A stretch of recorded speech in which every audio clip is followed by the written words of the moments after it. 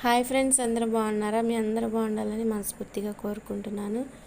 Welcome to my channel KS all mix videos. ఇది వచ్చేసి వెన్న అయితే తీస్తున్నానండి. మనం స్టోర్ చేసి పెట్టుకుంటాం కదా, ఒక డబ్బాలో తీసేసుకొని ఇది వారం రోజులైతే ఒక బాక్స్లో అయితే పెట్టేసుకొని స్టోర్ చేసుకున్నాను అనమాట. కొంతమంది వెన్న ఎలా తీయాలో తెలియక, అంటే తెలుసు, తెలియకని కాదు కానండి, మిక్సీలో వేసేస్తారు కొంతమంది. అలానే కవ్వంతో చాలా సేపు తిప్పుతారు కదా, అలా ఏమీ అవసరం లేకుండా రెండు మూడు నిమిషాల్లో అయితే ఇలా తీసేసుకోవచ్చు. ముందు మనం స్టోర్ చేసుకున్న వెన్న మేగడ బాక్స్ ఉంటుంది కదా, అది వెడల్పాటి గిన్నెలో వేసేసుకొని ఇలా ఒక 2 నిమిషాలు బాగా తిప్పేసామంటే ఊరకనే వచ్చేస్తుందండి.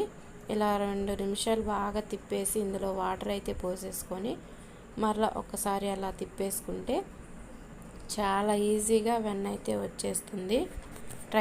ట్రై చేసి చూడండి.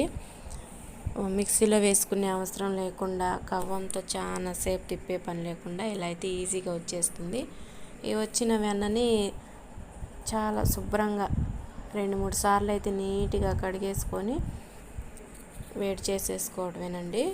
నెయ్యి రెడీ అయిపోతుంది. ఇదిగోండి, మనకి వేస్ట్గా గిన్నెలు అయితే చాలా గిన్నెలు పట్టవు, ఏం లేదండి. ఒకటే గిన్నెలో చేసేసుకొని శుభ్రంగా మంచినీళ్ళు తెల్లగా ఉంటాయి కదా, అలా వచ్చేంత వరకు వెన్ననైతే శుభ్రంగా కడిగేసుకొని ఇలా అయితే వేడి చేసుకుంటే నెయ్యి మంచి వాసన అయితే వస్తుంది ఫ్రెండ్స్.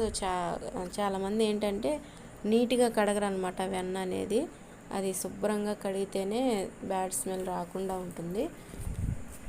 ఇలా కడిగేసుకొని పెట్టేసుకుంటే ఇదిగోండి, ఇప్పుడు దీంతో తిప్పాం కదా, ఆ తిప్పిన దానికి కూడా అసలు ఏమీ అంటకుండా అది కూడా వేడైపోయి చక్కగా వచ్చేస్తుంది అనమాట. లాస్ట్లో చివరిగా మెంతులు వేసానండి మంచి ఫ్లేవర్ కోసం. ఇది ఫ్రెండ్స్, వెన్న అయితే చాలా ఈజీగా ఇలానే తీసేసుకోవచ్చు. మిక్సీలో వేసే పని లేకుండా, అలాగే చాలాసేపు తిప్పే పని లేకుండా ఇలా అయితే వెన్న అయితే రెడీ చేశాను అనమాట. ఇదిగోండి నెయ్యి. ఇప్పుడు పప్పు అలాగే గోంగూర పచ్చడి వేడి అన్నంలో వేసుకొని నేనే తినేసాను అనమాట. చాలా చాలా బాగుంది.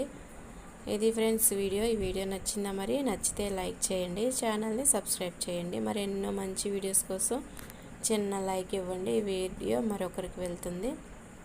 ఇది ఫ్రెండ్స్ వీడియో. ఇదిగోండి, పప్పు గోంగూర విత్ నెయ్యి గోంగూర పచ్చడి ఇలా మాడింది అయితే చాలా బాగుంటుంది. నచ్చితే లైక్ చేయండి.